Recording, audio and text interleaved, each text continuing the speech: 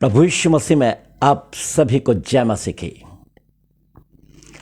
जैसा कि हम में से प्रत्येक को मालूम है कि हम जिस श्रृंखला में अभी चल रहे हैं वो है गलातियों की पुस्तक, उसका 5वां अध्याय और उसकी 22 आयत, जहाँ पर इस प्रकार लिखा है, पर आत्मा का फल प्रेम, आनंद, मेल, धीरज, कृपा, भलाई, विश्वास, नम्रता और संयम है, और इन कामों के विरोध में कोई भी व्यवस्था नहीं।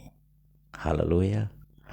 आज इसी श्रृंखला में हम पवित्र आत्मा के 8वें फल पर हम मनन करेंगे, और वो है नम्रता। नम्रता आज परमेश्वर मेरे और आपके जीवन में देखना चाहता है। आज अधिकांश लोग अपने स्वार्थ और अपने अहंकार और अपने घमंड के अंदर इतने घुल गए हैं, इतने मिक्सअप हो गए हैं कि नम्रता उनके हृदय और मनों में रही नहीं। जब उनके ऊपर बन आती है तो वे उग्र हो जाते हैं और नम्रता उनके जीवन से मानो गायब हो जाती है। हमें नम्रता में आगे बढ़ना है। हमें एक नकली नम्रता नहीं जो केवल दिखावा हो। आज बहुत से अधिकांश लोगों को आपने देखा होगा जो दिखावा अधिक करते हैं, अपने आप को ऐसे बनाते हैं जैसे उनसे अधिक और कोई नम्र नहीं। परंतु ये दिखावे की नम्रता परमेश्वर मेरे और आपके जीवन से नहीं चाहता। मेरे और आपके जीवन में वो अपनी वास्तविक नम्रता को देखना चाहता है जो मेरे और आपके उद्धारकर्ता प्रभु यीशु मसीह के जीवन में पाई जाती थी। नम्रता परमेश्वर के व्यक्तित्व की एक बहुत ही महत्वपूर्ण विशेषता है। जैसा कि मैंने आपको पहले भी बताया कि आत्मा के फल जो हैं वो परमेश्वर के व्यक्तित्व की विशेषताएं हैं, और परमेश्वर इन्हीं विशेषताओं को मेरे और आपके जीवन में देखना चाहता है। वो अपनी संतानों के जीवन में देखना चाहता है, और देखना भी क्यों ना चाहेगा। जब उसने मुझको और आपको अपनी संतान बनाया है तो पिता बिल्कुल यही आशा रखता है कि मेरा बेटा बिल्कुल मेरे समान ही बने। और जब हम अपने स्वर्गीय पिता की संतान हैं तो हमें प्रभु के स्वभाव में परिवर्तित होने की आवश्यकता है।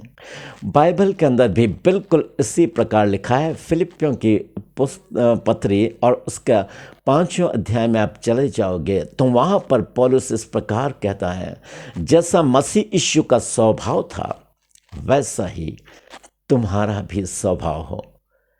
यहाँ पर परमेश्वर बिल्कुल मुझको आपको बिल्कुल सीधा यही बोल रहा है कि जैसा मसीह यीशु का स्वभाव था वैसा ही तुम्हारा भी स्वभाव हो। बिल्कुल परमेश्वर हमारे जीवन में अपने स्वभाव को देखना चाहता है। यदि नम्रता के विषय में हम देखें तो बाइबल में बहुत से ऐसे उदाहरण पाए जाते हैं जिनके जीवन में नम्रता पाई गई। उसमें सबसे पहला उदाहरण यूसुफ का है। वो बहुत ही प्यारा लड़का था याकूब का, और कभी उसके भाई उससे जलन रखते थे, ईर्ष्या रखते थे, परंतु उसने कभी अपने भाइयों से ईर्ष्या नहीं रखी। उसके भाइयों ने उसके साथ विश्वासघात करके उसको मार डालना चाहा। उसके बाद फिर इस्माइलियों के हाथ में बेच दिया, और यहाँ तक कि पोतीपर के वहाँ पर वो चला गया। वहाँ पर उसकी पत्नी ने उससे व्यभिचार करना चाहा, और परंतु उसने अपने आप को बचाते हुए वो वहाँ से भागा। और परंतु झूठे आरोप के कारण जब पोतीपर की पत्नी ने उसके ऊपर झूठा आरोप लगाया, उसको जेल खाने में डाल दिया गया। परंतु उसने अपनी सफाई में कुछ नहीं कहा। बिल्कुल उसका स्वभाव बिल्कुल बहुत ही प्यारा स्वभाव था यूसुफ का। यदि आप उसको पढ़ोगे तो उस चीज़ को आप पाओगे। और उसके बाद हम मूसा के स्वभाव को देखते हैं। मूसा के विषय में परमेश्वर स्वयं गवाही देता है, मेरा दास मूसा पृथ्वी भर के सभी लोगों में सबसे अधिक नम्र है। हालेलुया। बिल्कुल, परमेश्वर कितना प्यारी तरीके से मूसा के विषय में कह रहा है। और सचमुच मूसा में ऐसी नम्रता पाई जाती थी, जो उसके विरुद्ध बलवा करते थे, जो उसको ही बुरा भला कहते थे इस्राएली लोग, जब परमेश्वर ने इस्राएलियों के पापों के कारण उनको मार डालना चाहा, तब मूसा ने परमेश्वर से विनती करके कहा, यदि तू इनको मार डालना चाहता है तो मेरा नाम जीवन की पुस्तक में से हटा दे। और परमेश्वर ने फिर अपनी इस इच्छा को ख़त्म कर दिया और उसने इस्राएलियों को नहीं मारा, क्योंकि वो मूसा से बहुत प्यार करता था। मूसा के इस बलिदान को परमेश्वर ने देखा और परमेश्वर ने उसकी सराहना करी। आज ऐसा ही जीवन परमेश्वर मेरे और आपके जीवन को में देखना चाहता है। हम यदि नम्रता के विषय में और भी अधिक गहराई में जाएं, तो प्रभु यीशु मसीह से अधिक नम्र मेरे और आपके जीवन में कोई उदाहरण नहीं है। प्रभु यीशु मसीह का उदाहरण एक बहुत ही शानदार और खूबसूरत उदाहरण है नम्रता के विषय में। ऐसा कोई व्यक्ति आज दिन तक नहीं हुआ और न कभी होने वाला है जिसने प्रभु यीशु मसीह के समान नम्रता का परिचय दिया हो। प्रभु यीशु मसीह ने केवल उपदेश ही नहीं दिए नम्रता के विषय में, परंतु उसका जीवन स्वयं एक उपदेश था। प्रभु यीशु मसीह ने उपदेश दिए, धन्य है वे जो नम्र हैं, क्योंकि वे पृथ्वी के अधिकारी होंगे। हालेलुया। मतलब नम्रता के विषय में कितना बड़ा रिवॉर्ड परमेश्वर ने मेरे और आपके लिए रखा है। धन्य है वे जो नम्र हैं, क्योंकि वे पृथ्वी के अधिकारी होंगे।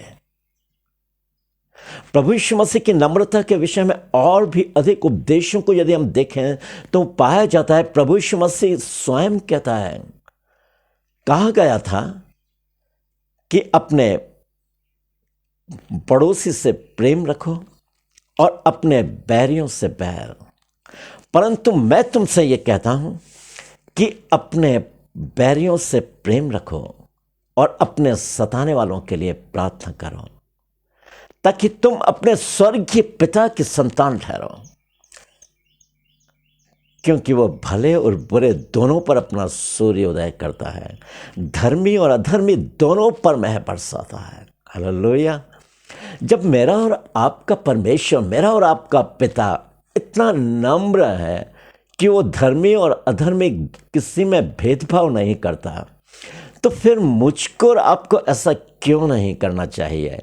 हमें नम्रता केवल परमेश्वर से मांगने पर ही आपको मिलेगी।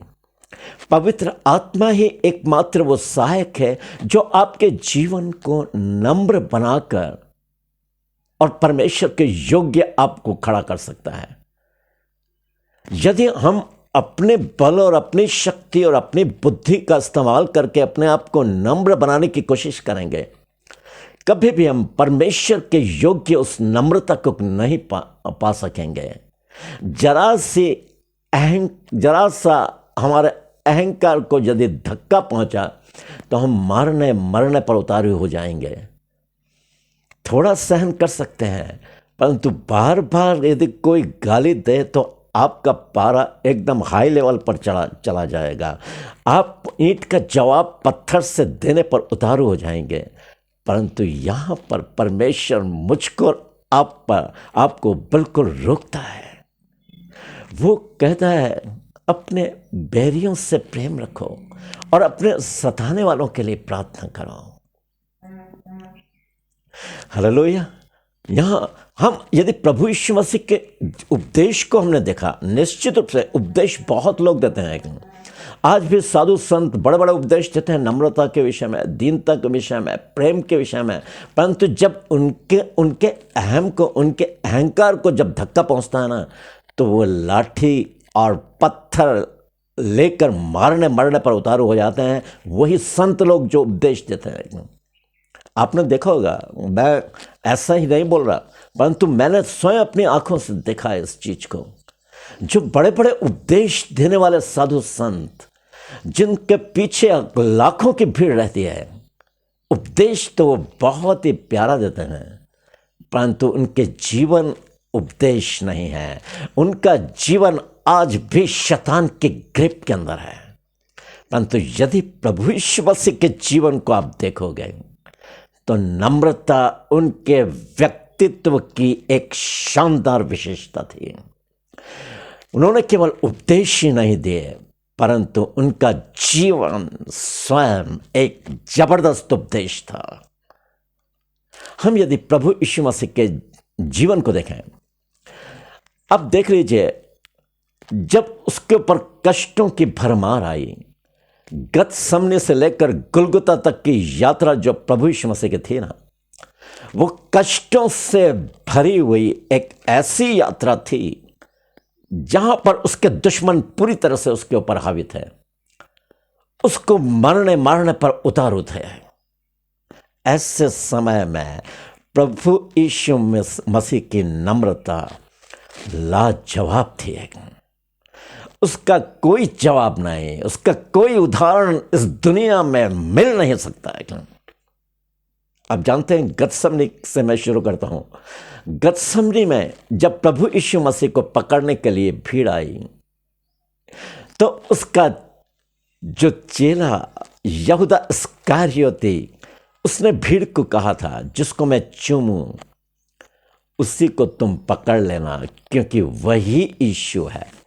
और जब वो प्रभु यीशु मसीह को चूमने आया, तो प्रभु यीशु मसीह ने उसको धक्का नहीं दिया कि तू मेरा चेला होकर मुझको पकड़वाने आया है, इतना तू मेरे साथ विश्वासघात कर रहा है। यदि कोई दूसरा होता तो उसको डांट देता और उसको दूर भगाता, चूमने तक नहीं देता। परंतु प्रभु यीशु मसीह ने केवल उससे यही कहा, क्या तू मनुष्य के पुत्र को चुमा देकर पकड़वाना चाहता है? और यहूदा इस्करियोती इसका कोई उत्तर नहीं दे सका। उसने उसको चुमा दिया और भीड़ ने प्रभु यीशु मसीह को पकड़कर मनमाना व्यवहार करा, क्योंकि भीड़ लाठियों और तलवारों लेकर वहां पर आई थी। तलवारें उनके हाथ में थी, लाठियां उनके हाथ में थी। आप सोच लो कि ऐसी क्रूर भीड़ को प्रभु यीशु मसीह ने कैसे सहन किया होगा।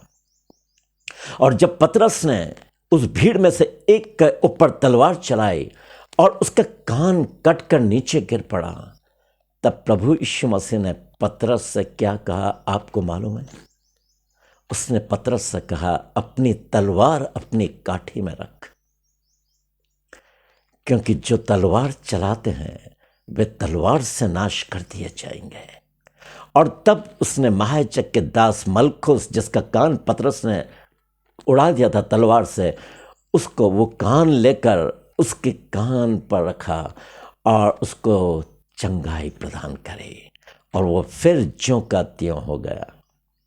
वो भीड़, वो दुश्मन जो उसके घात में थे, वो दुश्मन जो उसको पकड़ने के लिए आए थे, उनके जीवन में प्रभु यीशु मसीह ने भलाई करी और पतरस से कहा, पतरस, क्या तू नहीं जानता कि यदि मैं अपने पिता से विनती करूंगा तो वो स्वर्गदूतों की 12 पलटन अभी इसी समय हाजिर कर देगा और ये भीड़ फिर दिखाई नहीं देगी। परंतु वो बातें जिसका पूरा होना अवश्य है, वो कैसे पूरी होगी? प्रभु यीशु स्वयं कहते हैं, मैं व्यवस्था और भविष्यद्वक्ताओं की पुस्तकों को लोप करने नहीं, परंतु उन्हें पूरा करने के लिए आया हूं। हालेलुया! ये है मेरे आपके उद्धारकर्ता प्रभु यीशु मसीह का जीवन। हालेलुया! भीड़ उसको पकड़कर महायाजक काइफा महायाजक के पास ले गई। काइफा महायाजक उससे प्रश्न करता रहा, परंतु प्रभु यीशु मसीह ने उसका कोई जवाब नहीं दिया। वो चुपचाप सहता रहा। तब काइफा महायाजक ने उससे कहा, मैं तुझे परमेश्वर की शपथ दिलाकर तुझसे कहता हूं, यदि तू सचमुच में मसीह है और परमेश्वर का पुत्र है तो मुझसे बता। प्रभु यीशु मसीह ने उससे कहा, तू स्वयं कह चुका, क्योंकि तुम मनुष्य के पुत्र को परमेश्वर के दाहिनी ओर बैठे और सर्वशक्तिमान के सिंहासन पर बैठे हुए और बादलों पर आते हुए देखोगे। और तब महायाजक ने कहा, अब हमें गवाहों का क्या प्रयोजन, क्योंकि जो आरोप वो लगा रहे थे वो यही था कि अपने आप को परमेश्वर कहता है, परमेश्वर का पुत्र कहता है, परंतु महायाजकों को और याजकों को और लेवियों को ये हजम नहीं हो रही थी बात, ये सच्चाई उनको हजम करना मुश्किल हो रहा था। और यही कारण था कि उन्होंने ईर्ष्यावश प्रभु यीशु मसीह को पकड़ लिया। और तब उसने कहा, हमें गवाहों का क्या प्रयोजन, इसने स्वयं कहा है। और तब प्रभु यीशु मसीह के चेहरे पर उन्होंने थूका, थप्पड़ मारे, घूंसे और लातों से उसको मारा गया, परंतु प्रभु यीशु मसीह सहन करता रहा। उसका क्या कसूर था प्रभु यीशु मसीह का, परंतु उसके बावजूद वो सहन कर रहा था, क्योंकि वो नहीं चाहता था कि जो कटोरा उसको उसके पिता ने पीने के लिए दिया है उसका वो इनकार करे। वो मेरे और आपके पापों के लिए सब कुछ सहता रहा। आज मुझको और आपको एहसास होना चाहिए कि मेरे और प्रभु ने अपनी नम्रता का प्रदर्शन करते हुए मेरे और आपके पापों को अपने ऊपर लेकर दुश्मनों की तमाम यातनाओं को, दुश्मनों की बेरहमी को, उनकी क्रूरता को बहुत ही धीरज के साथ सहा है। और यही स्वभाव प्रभु मेरे और आपके जीवन में देखना चाहता है। उसके बाद भीड़ उसको हेरोदेस के पास ले गए, फिर पिलातुस, फिर हेरोदेस, फिर पिलातुस के पास। और मैं बहुत ही संक्षेप में आपको बताना चाहता हूँ। पिलातुस ने कहा, क्या तू सचमुच यहूदियों का राजा है? उसने कहा, तूने आप ही कह दिया, क्योंकि मैं यहूदियों का राजा हूं। और तब पिलातुस ने उसको छोड़ देना चाहा।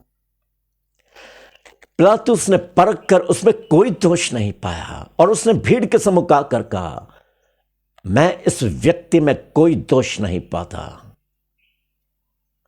क्या मैं तुम्हारे लिए इस फसह पर तुम्हारे राजा को छोड़ दूं? भीड़ चिल्लाने लगी, उसे क्रूस पर चढ़ाओ, उसे क्रूस पर चढ़ाओ। और पिलातुस की पत्नी ने उसको कहला भेजा था, तू उस धर्मी के विषय में बिल्कुल हाथ मत डालना, क्योंकि आज स्वप्न में मैंने उसके लिए बहुत दुख उठाया है। वो धर्मी है, वो निर्दोष है।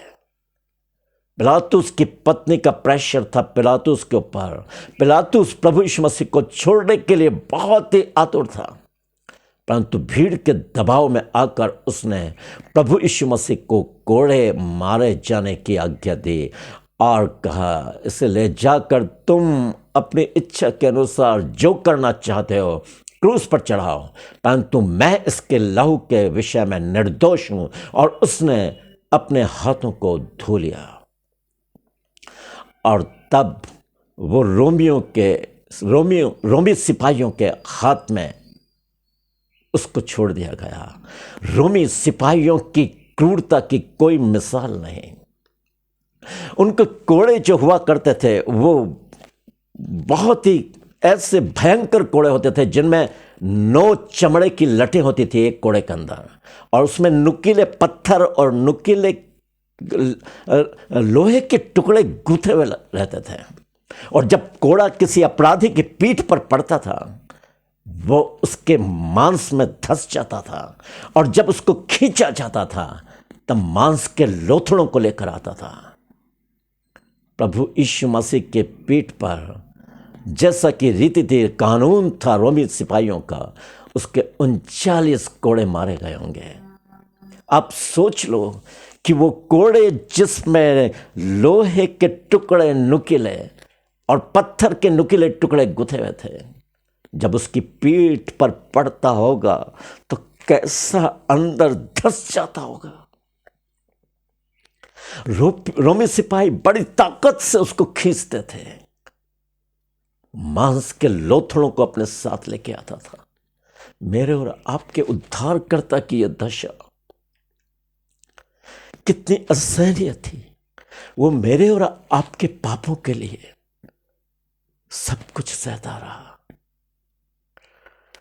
यशायाह कहता है वो सताया गया तो भी सहता रहा और अपना मुंह न खोला। जिस प्रकार भेड़ बंध होने के समय और भेड़ी ऊन कतरने के समय चुपचाप और शांत रहती है, वैसे ही उसने भी अपना मुंह न खोला। अत्याचार करके दोष लगाकर वो उससे ले गए। उस समय के लोगों ने किसने इस बात पर विश्वास किया कि वो जीवितों के साथ उठा लिया गया। Hallelujah, hallelujah. सचमुच में परमेश्वर बहुत दयालु है। मेरा और आपका उद्धारकर्ता नम्रता से भरा हुआ परमेश्वर है। उसने मेरे और आपके लिए नम्रता की सीमा को पार कर दिया।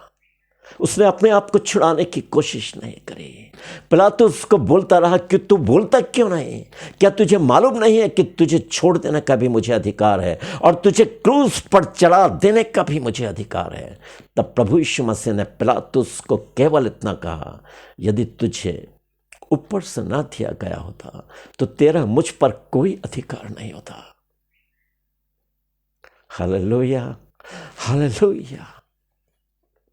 प्रभु यीशु मसीह ने अपने आप को छुड़ाने की कोशिश नहीं करी।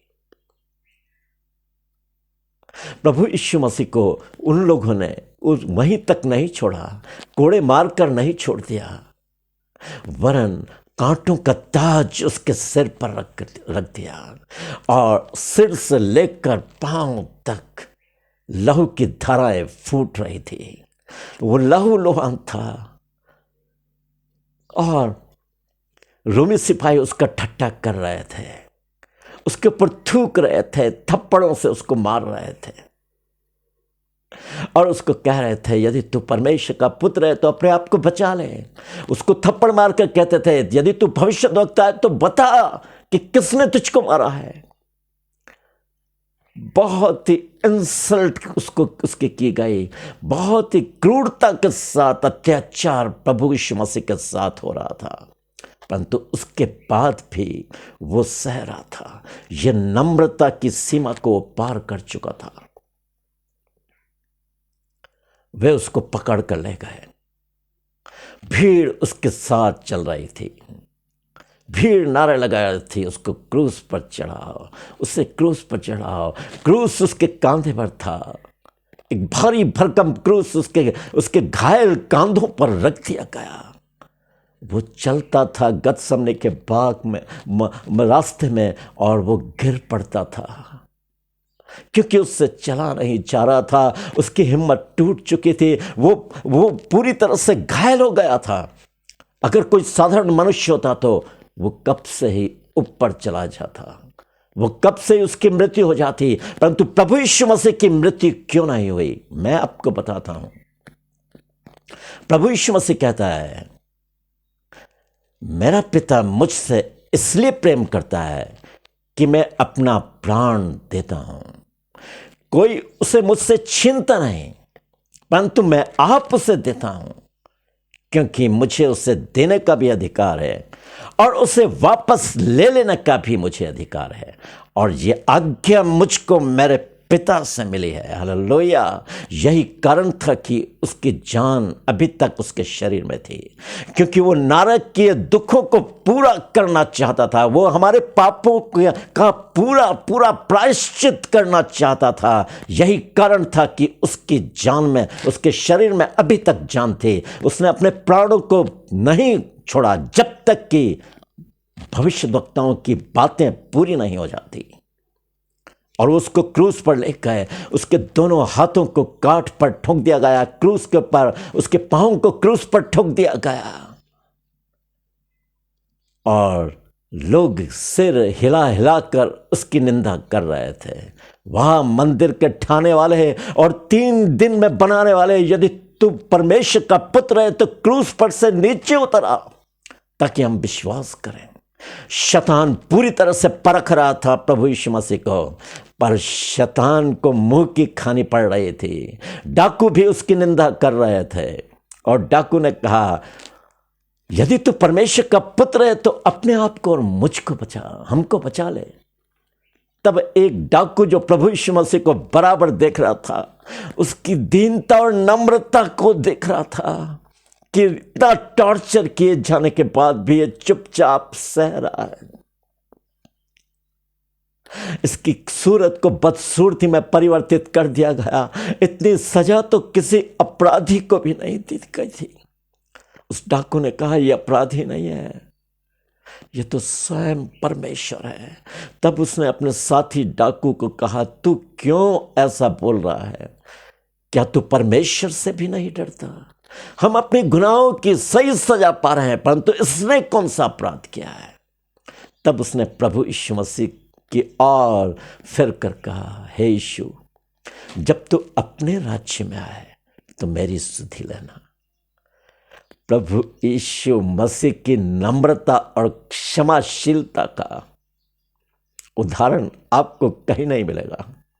उसने उस डाकू को, जो जीवन भर पाप और बुराई करता रहा, जो लोगों को लूटता रहा, जब उसने पश्चाताप करा, उसको तुरंत उसकी प्रार्थना का उत्तर दिया, मैं तुझसे सच सच कहता हूं, तू आज ही मेरे साथ स्वर्गलोक में होगा। हालेलुया। डाकू की सोच लो, खुशी का ठिकाना नहीं था। उसके पाप क्षमा हो चुके थे, वो स्वर्गीय राज्य का भागीदार बन गया था। ये है प्रभु यीशु मसीह की नम्रता। नम्रता ही क्षमाशीलता को उत्पन्न करती है। नम्रता ही हमारे अंदर प्रेम को उत्पन्न करती है। प्रभु यीशु मसीह जब सब कुछ सहन करके, जब वो उसकी सारी बातें लिखी हुई भविष्यवक्ताओं की बातें पूरी हो गई, तब उसने क्रूस पर से कहा, पूरा हुआ। और तब अपने पिता से विनती करी, हे पिता, मैं अपनी आत्मा तेरे हाथों में सौंपता हूं। और यह कहकर उसने प्राण त्याग दिए। Hallelujah, hallelujah. ये नम्रता का शानदार उदाहरण जो प्रभु ने मेरे और आपके सम्मुख रखा है। अब जानते हैं बाइबल क्या कहती है? यदि तुम भला काम करके दुख उठाते और धीरज धरते हो तो यह परमेश्वर को भाता है, क्योंकि तुम इसके लिए बुलाए भी गए हो।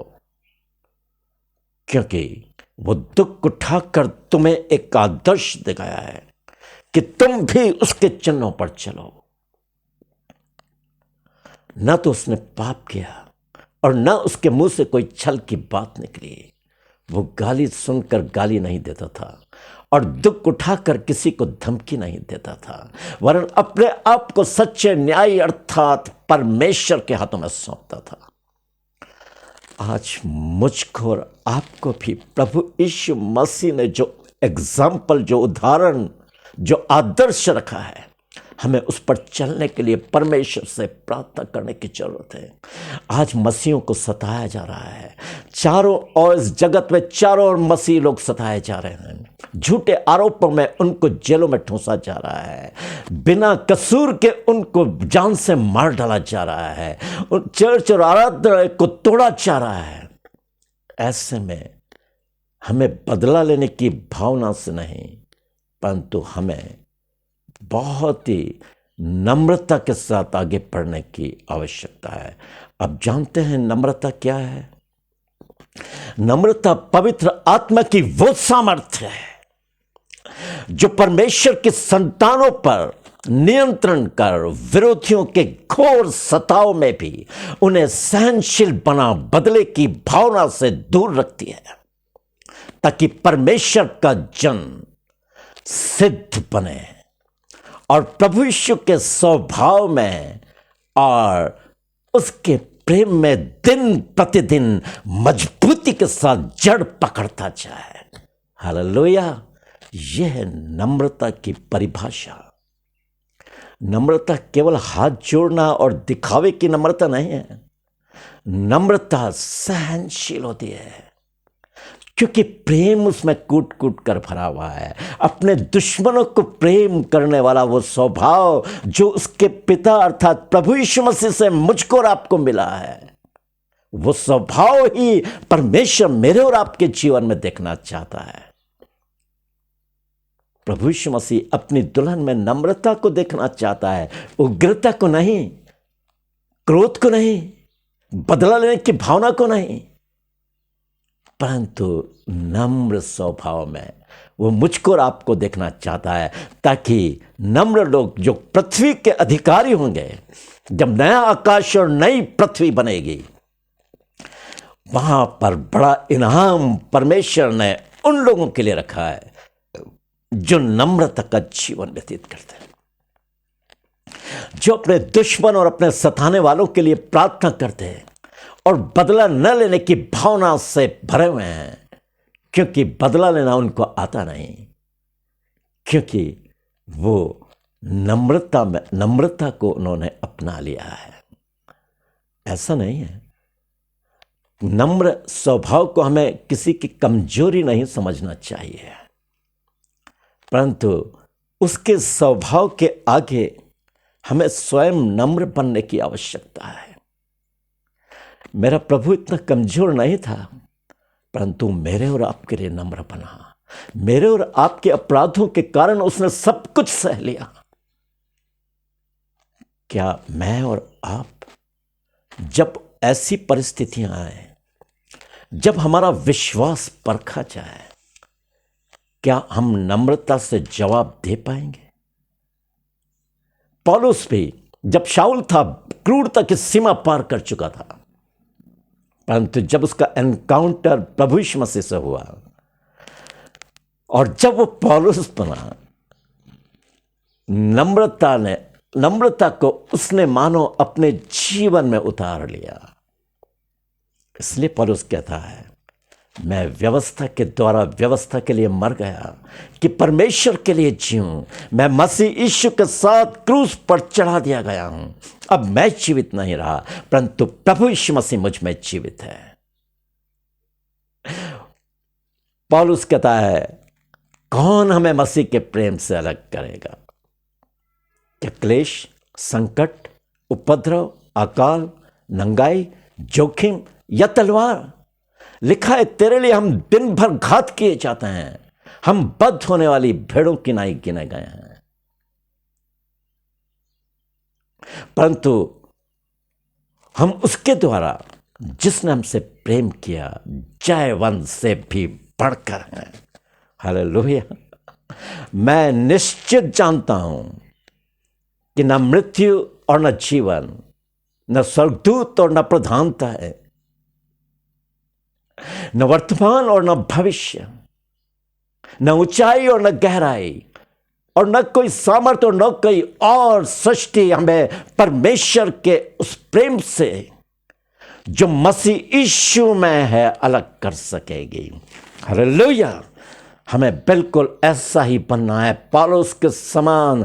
जब हमारे जीवन में लोग हमको सताने के लिए हमारे सामने खड़े हों, हमें नम्रता से उनको जवाब देने की आवश्यकता है, क्योंकि इसका प्रतिफल बहुत बड़ा है। क्या ही धन्य है वे जो नम्र हैं, क्योंकि वे पृथ्वी के अधिकारी होंगे। परमेश्वर इस जीवित और सामर्थी वचन के द्वारा आपसे बातचीत करें और आपको बहुतायत की आशीषों से परिपूर्ण करें। आमीन। May God bless you.